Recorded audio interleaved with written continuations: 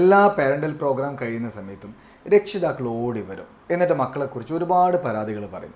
അവർക്ക് വാശിയാണ്, ദേഷ്യമാണ്, പഠിക്കുന്നില്ല, പറഞ്ഞത് കേൾക്കുന്നില്ല, ഇങ്ങനെ ഒരുപാട് കാര്യങ്ങൾ പറയും. എന്നിട്ട് ചോദിക്കാറുണ്ട്, സാർ ഞാൻ എന്താ സാർ ചെയ്യേണ്ടത്, എങ്ങനെയാണ് സാർ അവരെ ട്രീറ്റ് ചെയ്യേണ്ടത്, ഞാൻ എവിടെയാണ് സാർ അവരെ കാണിക്കേണ്ടത്, ഇങ്ങനെ പല കാര്യങ്ങളും പറയാറുണ്ട്.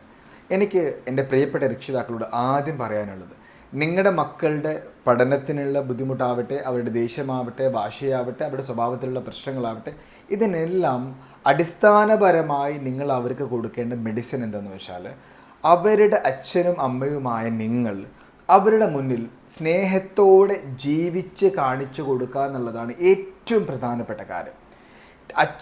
അച്ഛനും അമ്മയും അവരുടെ മുന്നിൽ സ്നേഹത്തോടെ ജീവിച്ച് കാണിച്ചു കൊടുക്കാൻ തയ്യാറാണെങ്കിൽ ഈ പറഞ്ഞ പ്രശ്നങ്ങളിൽ വലിയ മാറ്റം നിങ്ങളെ കുട്ടികൾക്ക് കാണാൻ കഴിയുമെന്നുള്ളത് മാത്രമല്ല, അതിനുശേഷം നിങ്ങൾ എന്തെങ്കിലും ഇപ്പോൾ പഠന വൈകല്യത്തിനൊക്കെ പല ട്രീറ്റ്മെൻറ്റോ കാര്യങ്ങളോ കൊടുത്താൽ അത് പെട്ടെന്ന് അത് ക്ലിയർ ചെയ്തെടുക്കാനും പറ്റും.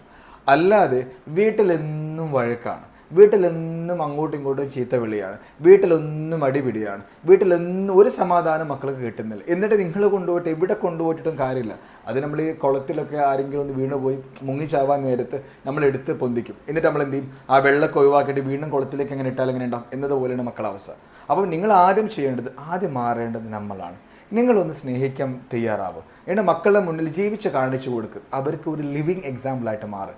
അപ്പോൾ ഈ പറഞ്ഞ പ്രശ്നങ്ങൾ ചിലപ്പോൾ പൂർണ്ണമായിട്ട് മാറും. എന്നിട്ട് എന്തെങ്കിലും പ്രശ്നങ്ങൾ ബാലൻസ് ഉണ്ടെങ്കിൽ അത് കൺസൾട്ട് ചെയ്താൽ നമുക്ക് പരിഹരിക്കാനും പറ്റും. അപ്പോൾ ആദ്യം മാറേണ്ടത് നിങ്ങളാണ്.